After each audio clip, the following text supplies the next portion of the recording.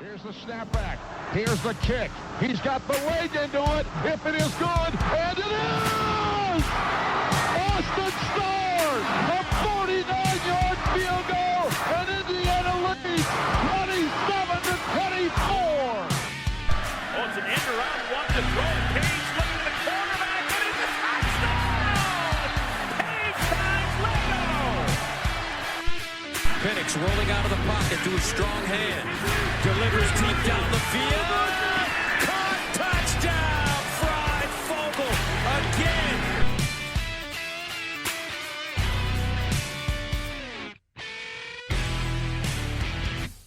Brandon's back, and it's time to get all worked up about high school boys. This is the LEO podcast. I'm your host, Michael Bragg, and you can find me on Twitter at Braggley. That's Braggley. And I'm here.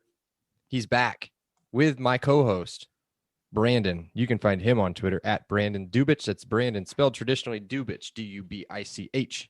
What's up, Brando? Welcome back. You don't know who your real friends are until you start doing a podcast with somebody. That's right. No, it's good to be back. Exciting times, here in the dog days of summer a little bit. So excited to talk about future NFL prospects, I like to say, rather than, 17-year-old boys. All right. So that kind of, if you haven't gotten the hint yet, we're going to talk official visits, talk about some of these kids that are coming in to see the campus for the first time, be lured in and signed immediately by Tom Allen the second that they walk on the field. So what we're going to do is a little bit of a summer series thing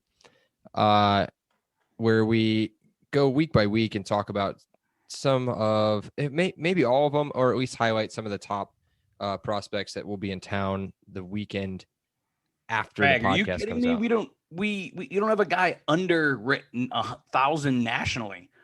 6 out of the 7 are in the top 500. I mean, they're all top guys at this point. There you go. I mean, I know that's all I'm just talking about, sometimes we have to keep out somebody out of the top 500. That's just where we are now as a program. So he was Tom Allen was down getting notes from Nick Saban, who just signed a contract through him being 77 years old. Yeah, he just but yeah, no, I mean, that's I liked seeing that, right before big visit season, he's going to take notes from Nick Saban. That's always a good thing. How to cheat 101, but how to cheat and not get caught 101. Yes. So we'll be doing official visit previews over the next few weeks.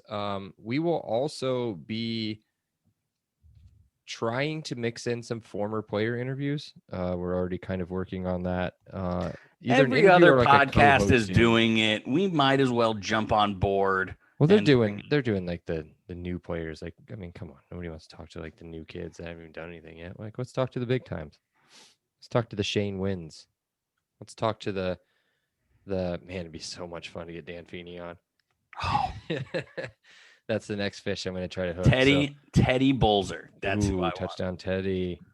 Yeah, Dickie Legault, maybe. Yeah, we can look at something like that. So that's kind of what we're going to be working with, either as a co-host for that week's pod or just a total separate interview, see where they're at, where they're going, talk to them a little bit about their experience, stuff like that.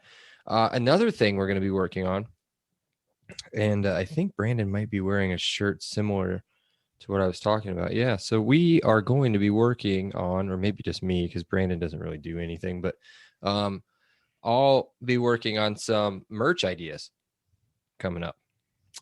So that way we have some t-shirts and stickers and stuff like that for tailgate season, because it sounds like that's going to be full on a go coming up in the fall. Full on Lego. Nobody puts the co-host better in, or nobody puts the better in co-host than me. What was it? The group projects in school where? Oh yeah. It's weird because I was that guy that used to sit back and not do anything, and then take all of the credit. But now you're a dad. You're an established professional. You're getting better at this. You're almost there. Where are you at? Where's your 6 weeks? 6 weeks away. I'm freaking out. Officially in freak out mode. All right, so we have 6 more weeks of decent podcasting, and then you'll be half asleep the entire time. So, all right. So what we're going to do is we'll talk about the dates of the visits. So the first official visit weekend is this upcoming weekend. It's Friday, June 11th through, I believe they come in Friday evening. Yep. And then they will stay all Friday. day. Yeah, stay all day Saturday, do all the rigmarole, and then leave on Sunday morning. Yep. Yes. So that's the first one. And then we have one prospect that will be in town on Monday. I don't know what his breakdown will be. I'm assuming like a Sunday maybe in on Monday, leave on Wednesday kind of deal. So either way, if you want to go, walk around and try to find them, that's when they'll be in town. So we'll go over who's going to be here. We'll start with the offense, defense, and if there's any special teams prospects that will be in town, we'll talk about them as well. And so let's start on the offense. We only have this week, we've got 1, 2, 3, 4, 5, 6, 7 people to talk about. So on offense, we're going to start with he's listed as a wide receiver. Brandon, you said that we may be bringing him in as a tight end, but Tommy McIntosh, a wide receiver out of DeWitt, Michigan, listed at 6'5", 203. So he's built to be a wide receiver now. But based off what I've read and what I can see in some of his pictures and some of his highlights, it looks like he could definitely put on some weight to fill that tight end spot. So do you have any background on Tommy and what we're looking at for him? No, so he was injured his sophomore year and then had an absolute breakout his junior year. That's why he's not rated in the composite because he's largely unknown. But again, the Big Ten likes him. He's visiting Indiana. He's visiting Iowa. He's visiting Wisconsin. If there's ever teams that know how to recruit good tight ends, it's Wisconsin and Iowa. So I feel like we're in good company there. Even though, again, like you said, listed as a wide receiver, from what I read, he could be one of those kind of flex, more modern day wide receiver tight ends. But yeah, I mean, we got in on him early before he sort of blew up, which is always a good thing. And getting him on campus is huge. He fits that frame that we like, the big wide receivers. I mean, when we covered wide receivers for our spring series, how many did we say were 6'3", 6'4", 6'5"? I mean, he is built right out of the Coach Hurd playbook there. Yeah. And I was just taking a look at his offer list. You said Iowa, Wisconsin, Texas involved. Yes. As well too. So, which is, what is Texas football anymore? But just a weird thing to see from somebody that's, unrated. Again, one thing I do look at is roster outlook. You're going to hear that a lot over the next few weeks. How does Iowa only have 7 wide receivers on the roster? Is that because they're just all tight ends and linemen? That's hilarious that through 5 classes, they only have 7 wide receivers. That's mind-blowing. It makes no sense. Fant left early, probably, right? Hawkinsmith left early, right? And then, is that his name? Hawkinsmith? The Lions? Hawkinson. And then there was one other one. I feel like the third one's the one that just destroyed us a couple of years ago. It wasn't even the 2 big ones. It was just like the third tight end. Either way, it doesn't matter. We don't talk about Iowa football. It's a different podcast. Okay, moving on. Let's talk about the kid that's coming in on Monday, Carter Smith out of Powell, Ohio. That's a suburb, I believe, on the north side of Columbus, Ohio, if I'm just guessing. He is a 6'6", 275. That is a big high schooler. 6'6", 275. Offensive tackle. Again, major offers for this kid right now. Looks like he's getting all of his visits out of the way quick. Already went to Tennessee, Northwestern this weekend, us on Monday, and then to Virginia. So next Monday, back-to-back Monday visits. Yeah. What are you going to do?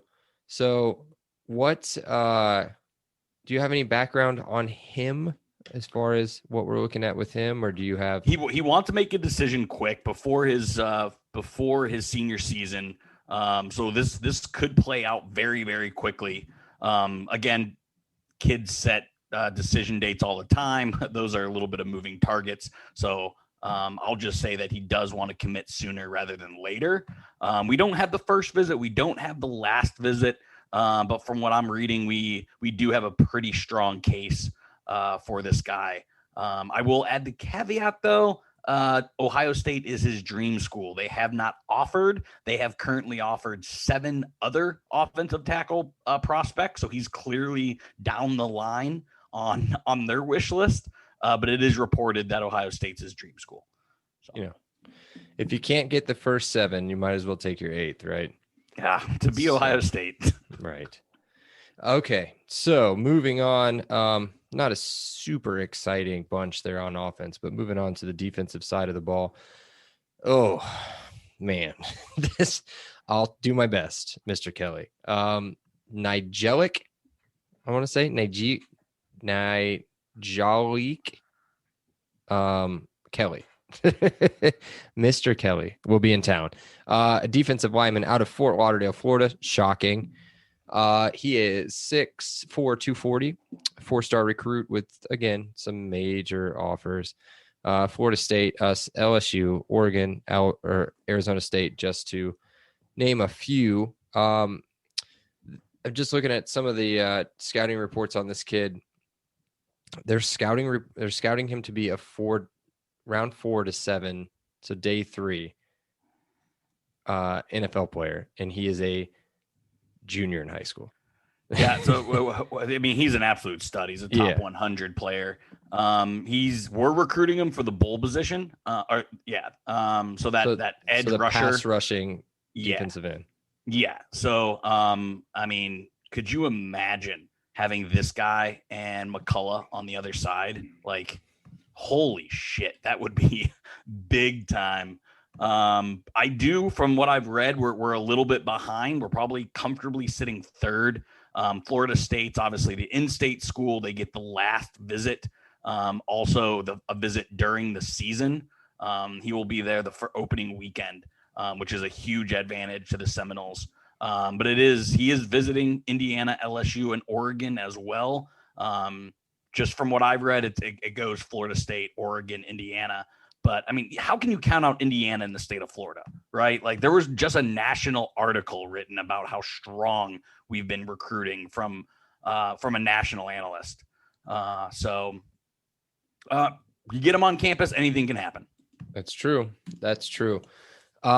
The next one, and one that I feel like we have a decent amount of momentum behind, another defensive lineman, another defensive end, kind of outside linebacker type, Zane Durant out of Orlando, Florida, 6'2", 251, 4-star recruit, ranked as in the top 350. It's really down between us, Penn State, West Virginia, and Miami, Miami. But again, some major offers. Auburn's in there as well too. Not overly fast, but somebody that's going to rip your head off, basically, is what I've read. I've seen a lot of his junior year highlights. Impressive kid. Looks like 6.5 sacks last year, 2 forced fumbles, 2 fumble recoveries, a touchdown on defense. I mean, the kid's pretty impressive. If you can do any of those sort of stats in Central Florida or Southern Florida, you're doing something right. So anything on him? No. I mean, it's going to be a dogfight. I've heard Penn State might be the leader in the clubhouse. But who knows? He only has 3 official visits. Scheduling a late last visit to Miami is a little scary for a Florida kid, but I'm going to be a broken record. You get him to Bloomington and in front of Tom Allen, and anything can happen. Again, this kid is, again, someone who has pro potential and could, be an immediate impact player. Yes. Speaking of impact players, another 4-star kid that'll be on campus, Jamari Lyons, 6'4", 295, a defensive lineman. I'm assuming he's probably looking a little bit more interior defensive line. Crystal ball projects more towards Florida. And I say crystal ball, like, I don't mean like that. I'm just like our crystal ball. It looks more like it's going towards Florida, but it's really between, again, another 5 school fight here. 3 official visits scheduled. Florida last weekend, us this weekend, and then South Carolina in 2 weeks. So there's some big boys fighting in there. The U is in there again. NC State for another talented kid. Anything you have there? He had 10 sacks last year. 4 forced fumbles, 2 fumble recoveries, and an interception. Again, out of Melbourne, Florida. Seth, Melbourne, Florida, where is Southern Florida? No idea. Okay. Sorry. The Florida expert does not know where Melbourne, Florida is. I mean, for those that listened, I mean, we just got done with our spring series. Go check those out. But we said defensive line, and specifically interior defensive line, needed a talent upgrade. This guy is by 247, 217th, and by composite, he's top 350. I mean, these are the type of guys that can infuse talent in what I think, and I believe Michael agreed, was probably our worst position group, the defensive line. So, I mean, we just literally just talked about defensive end, interior defensive line, all top 400 players. If you want to get better, you recruit these kind of guys. Yeah. Just an update for all the geographical people out there. Melbourne, Florida, just south of Cocoa Beach. So halfway between Jacksonville and Miami. Well, on the I-95 corridor. Never going to Jacksonville again. Yeah, true. That's true. I went twice, and that's probably 2 more times. Yeah, it still hurts every time I think about it. Okay, moving on to more brighter things here. Defensive backs, the next 2. First one coming in will be Kyron Chambers, a 3-star cornerback prospect, 6 foot, 195 out of Dallas, Texas. Oklahoma State seems to be the leader here. 3 official visits scheduled. He went to Arizona last weekend.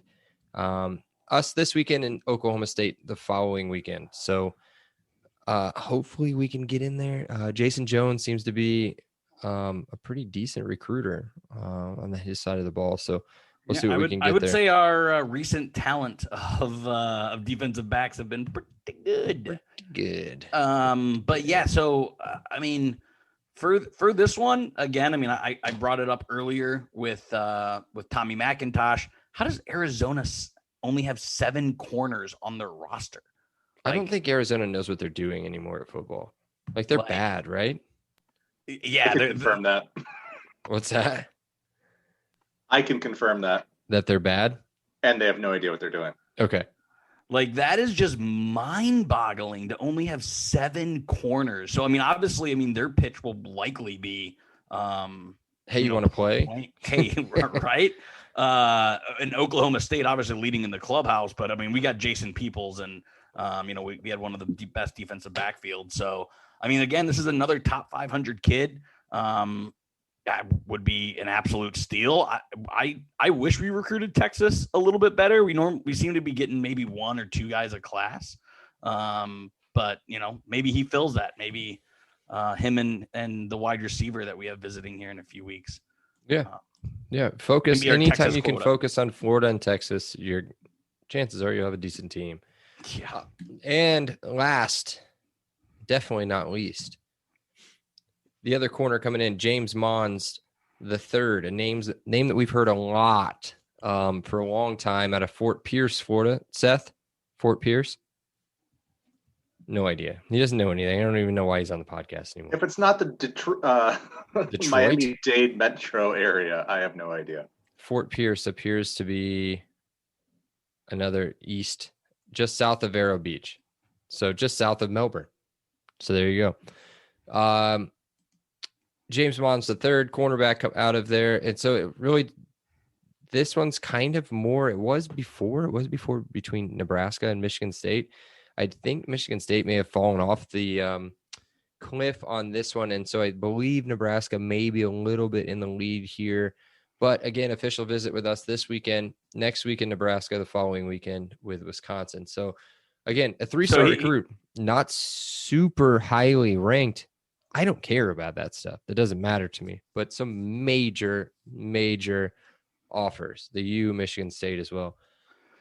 So the most recent reading I did on this is, similar to we're going to talk about Jamari Spells. We're going to talk about the younger Mullen kid. But it's between us and Miami, right? So basically us and Miami are competing for 3 really top of the line corners. And if we're able to land 2 out of the 3, that's a coup. If we get 1 out of the 3, that is still very, very good.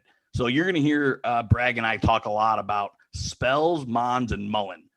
Ideally, we land 2 out of those 3, but 1 out of 3 would not be anything to bat an eye about. And Mons is the first one on campus.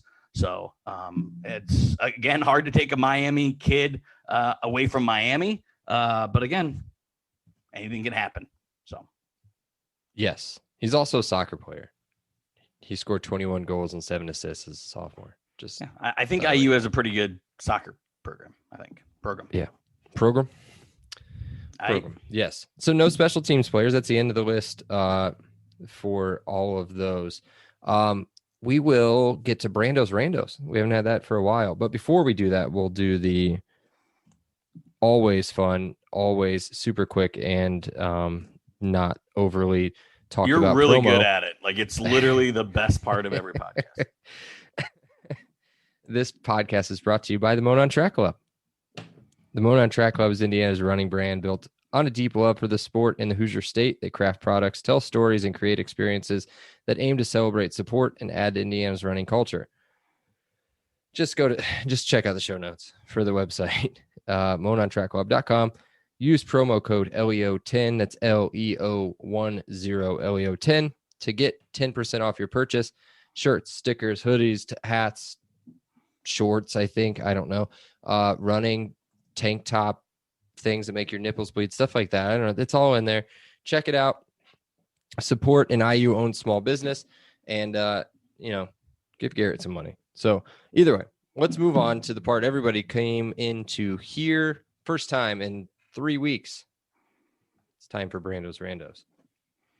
But wait, we got a special edition of Brando's Randos. We are going to let producer Seth ask us a question. Ooh. All right. I got one comment first. If that's the prototype for the LEO clothes, am I going to have to start wearing IU football clothes? Is that going to be something that's going to be part of my repertoire moving forward? Because those are badass. That's not our shirt that he's wearing. Oh, okay. Well, if they're close to that, I'm on board. It'll be very close. All right. Here's my question. So think back a couple years. What were the teams you guys were recruiting against most often? Was it MAC schools, Sunbelt schools? I mean, Cincinnati. honestly, yeah, I was going to say a lot of regional Louisville. teams. I mean, we were going against Illinois, Purdue, Louisville, Kentucky. I always remember Cincinnati was always just a pain in the ass. So Power 5 schools, right? But I mean, not any of the lists that we really just named, right? Yeah. So how does that feel? I mean, is that? Now I'm mad. If it's between us and Cincinnati, I'm like, you guys can have him. I don't want that. And then you guys get to sweep in at the last minute and pick off I don't want to say Auburn low people. Fruit. Oh God. Well, transfer wise, maybe. Oh. Okay. Yeah. That's what I want to know is how does it feel to actually be against upper echelon? Like you were naming off LSU, you're naming off Miami, Florida State, and I know Miami. How does Florida it feel? State Do you want to know on tough Do you want to know times. who our pain in the ass is right now? Is Miami. Always Miami. And that's they're always you involved. You're a better program right now, but they're more localized. So I mean, And they're the U. I mean, turnover Legacy-wise, chain. Yeah, it's also weird. It seems every recruiting cycle there's one random school. Like a couple years ago, it seems like we were fighting Mississippi State for everyone, and we dominated Mississippi State. Most recently, we were going against Arizona State a lot, and we dominated Arizona State. This cycle does seem to be Miami. So again, we'll see if that happens. But we've kind of been pitted against one specific school every recruiting cycle, and this recruiting cycle seems to be Miami. So the decent, albeit short sample size, but it does seem when we go head to head, and at least have been winning it recently against what I think would be similar schools. Yeah. And I just thought about this. Whenever we would get a recruit, the 4-stars were massive for us. Now it's like, yeah, sure. We got some couple 4-stars in our class, no big deal. But to go through, I would go through and I would check all of their offers, and I'd be like, oh, thank God Illinois offered, or oh, thank God he's got Michigan State, like this kid's going to be really good. Michigan State offered him, and like Central Michigan, Western Michigan, and some other people. But now it's like, God, we're never going to get this kid. He's got like Alabama and Georgia and all those other people in there. So that's funny. That's funny you asked that. Like if we don't get these guys, will we go pick off some, B or C option guys? Our B and C option guys were MAC guys.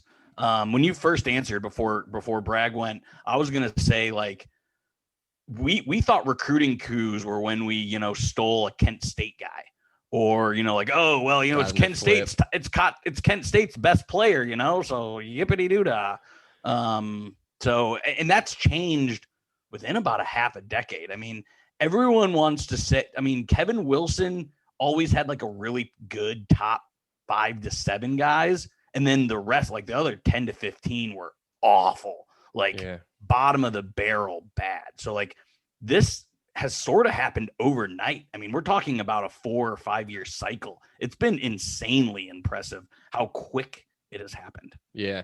So like one of those things you talked about, like picking somebody off last minute, like last year, well, this incoming class, Malachi Holt Bennett committed on the 2nd of February. I don't know if that was the last recruiting day or not. It was. So we got him, and it's weird. We got him as a flip, I think, from UAB. But if you look at his offer sheet, Georgia, Illinois, Georgia Tech, Louisville, Maryland, Ole Miss, South Carolina, Tennessee, Texas A&M, West Virginia. Those are our B and C option guys now. Like those are guys like, oh shit, we need a wide receiver. Who can we flip? And we're taking them from, middle tier Power 5 programs. Yeah. It's still 12th in the Big Ten in recruiting rankings. But whatever. They're so dumb. They're so volume heavy.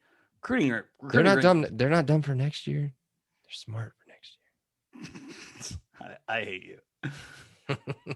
So far, with 3 recruits, we're ranked 9th with an average rating of 90. Yeah. So I'll take it. Either way. Okay. On to Brando's Randos. Don't you derail us with your weird producer questions. That was actually a phenomenal question. I feel intimidated following this up. But they're 2 softball questions. But I think it'll be perfect. Who is the guy out of these 7 that are visiting that you think we're most likely to get? And then follow that up with the one that you want the most.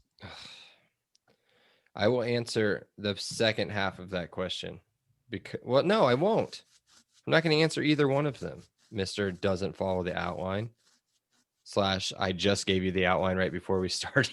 I did not look at. Oh, is that crystal ball? After Brando's Randos, we have most exciting player from the bunch and prediction. Oh, yeah. So that will be coming up. We've already laid it Great out. question. Great question. Horrible co-host. Pay attention later. Not to you, but I mean, pay attention after this to find out your answer to whatever. Right. Sorry. I'll be more prepared next week. So, okay, on the fly, I'm going to do a Brando's Randos. Yes. What college town would you rather visit than Bloomington, Indiana, if you've never been to Bloomington, Indiana? That's not bad for coming up on the spot, by the way. I'm going to give him pop. I've thought about this. Is this game day or is this just No. This is summer visit. No students, no stadium, no anything. Like this is just whether you're a city guy. Oh, so this isn't an official visit. This is not an official visit. This is an official visit, but now in June, like we're talking about, like you're just going to visit a college town. I have my answer. Okay. I've thought about this before. I've been on the campus, but I haven't done the official visit gig. You ready? Yeah.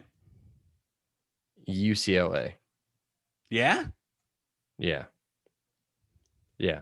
That is I think I'd want to see the beautiful facilities. Campus. I'd want to see the facilities at Oregon. Like I feel like that would just be apt. Like again, no fans, no anything, but just like to walk through all the sports science. Think about the women. Never mind. We can't talk about that anymore. Never mind. It's fine. Just the other scenery around each of those schools would be One of them has a bunch of trees. The other one has the ocean and other things. I bet the women at either one wouldn't be bad either. Well, I'm sure. All women are beautiful. And that's the only Brando's Randos I got because I don't think I can come up with another one on the Awesome. spot. I have but- killed the podcast. Wait.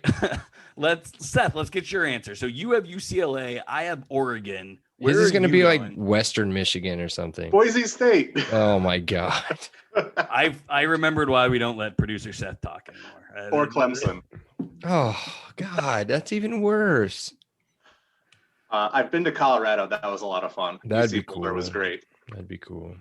They did not have Ralphie's Cage available to visit though. Okay, Sure. I've got a Bragley's Bagley of Fun question. Name pending. Same concept, but a Mac school. You have to visit a Mac school. What Mac school are you visiting? Can I say which one I'm not visiting? Because that would probably be Northern Illinois. Not just going to the suburbs. I'm gonna say Buffalo. I don't know. Buffalo Ooh, sounds like they'd have okay. something. They'd have something. That's a something good cool. one. That's a good Yeah. one. I'll go Ohio. Yeah, I'll go Ohio. Dude, what a party town. I mean, they win like every year. They win party like crazy. So All right. that's Yes. Nobody's saying Miami, Ohio. James Bamba University. Oh, you mother. We talked about it enough last week. We don't need to talk about it again. It's also a great college town, by the way. I will give. I think if the hot dog guy at Ball State was still kicking, I might go to Ball State. I've never been there, but I heard there's like a casino right across from Central Michigan. I mean, I know you're 17 years old and can't go to a casino, but if you could take visits as a 33-year-old man, I would enjoy like going to a casino. That would be I've been to Western. Western's okay. Nothing great. Been to Ball Kalamazoo's kind State. of Nothing dumb, isn't it? great. No, Kalamazoo's cool. I like Kalamazoo. Bells is there. Two Hearted, baby. It was the worst bachelor party I ever went to. I went to a bachelor party in wow. Kalamazoo, and it was Goes to horrible. Kalamazoo for a bachelor party. Exactly. Who goes to? Where did we go? Where's Kentucky at? No, Lexington. Lexington. Yeah, who goes to Lexington for a bachelor party? You go catch a game in Rupp Arena? No, we didn't even have Wi-Fi at this house. And carpenter bees everywhere. Oh yes, that's true. What a good time. Good time. All right, moving on. Now that I've killed the podcast, brought it back, and then killed it again. Most exciting player from the bunch, Brandon. Who are you most excited about from the bunch that's visiting? So I gave my little rant on all the defensive line players, but it's so hard to find good linemen. So I think it's got to be Carter Smith. Again, with the That's who you're most Auburn? excited about? yeah. I mean, again, I think. Do you know who our future tackles are? I think the cupboard's pretty bare on the tackle Okay. category. All right, you're so So intense. So yes, I am going Carter Smith as the one I'm most excited for. All right. I went Zane Durant. Hard-hitting physical athlete. He's a mean dude. Yeah. I'm really excited about Zane Durant. Okay, here we go. Prediction. do you have a prediction from anybody that's visiting this weekend? Yes. Who do you think will commit out of that group? I do think James Mons is the first corner domino to fall. He does Said have the a same thing. So yeah, I think I just think there's such a strong pitch there. We're so strong in the state of Florida, specifically that region. James Mond is my guy, who I think we land. Yeah, that might scare. I put James Mons commits on his visit. So, and it happens, not all the time, but it'll happen. even Normally if they happens have like pending immediately visits. after when Yeah. they're like on the car ride or on the plane home or something. Yep. They talk about it with the family and then drop the news. Yeah. So that's what I have. And I know it can sound scary. Well, do we take James Mons? Do we take him? And then does that move Travell away from us? I don't think so. I think that maybe pushes Travell a little Strengthens bit more. Yep. To say, okay, I'm going to go visit and I'm going to love it. And my brother's going to say, bro, let's go. And then I'm going to do it. So another thing that I saw that I can't believe I didn't mention yet. Uh-oh. It seems that Deshaun McCullough is talking to every recruit. Like every story I read is like, I talked to him. Like it is insane. The guy is a 16, maybe 17-year-old kid, and he is talking up, trying to get people to join IU. I mean, that's wild. Recruiting. Okay. Speaking of recruiting and recruits and recruiting and stuff like that, next week, we're going to talk about next week's official visits, and we'll recap this week's official visits as well. Much bigger list. Much bigger list. 1, 2, 3, 4 stars, including Tywone Mullen's brother and Omar Cooper from Lawrence North, the wide receiver that played with, I can never remember his name, Donovan McCauley, current IU freshman. So check us out. And until then, check us out on Facebook at www.facebook.com/podcastleo. You can also check us out on Twitter at podcastleo. Please check us out on all podcast platforms well, not all of them, I guess, but the main ones: Spotify, Apple, SoundCloud. Rate, review, follow again, and then download if you want. That's fine. Even if you review and we're like terrible, we're like, God, I hate these guys, just give us 5 stars. Just say 5. That's gonna hurt us. It's gonna be like, hey, he gave us 5 stars, but he hates us. So just do it. It hurts even more that way. So just do it that way. And until then, Elio. Awesome day. Elio. Thank you so much, Rick. I appreciate that. Elio.